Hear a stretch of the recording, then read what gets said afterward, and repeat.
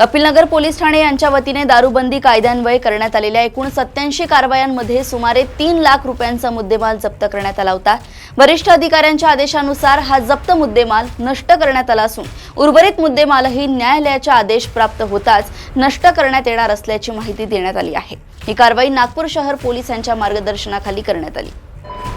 जय Hind. Police station कपिलनगरच्या वतीने मुंबई दारूबंदी कायद्यान्वये जे दारूबंदीचे गुन्हे दाखल झाले होते त्यामधील जो मुद्देमाल असतो त्या मुद्देमाल आमचे माननीय ACP जरीपटका साहेब यांच्या आदेशान्वये एकूण 87 गुन्ह्याचे आम्ही आज मुद्देमाल नष्ट करण्याची परवानगी मिळाली होती।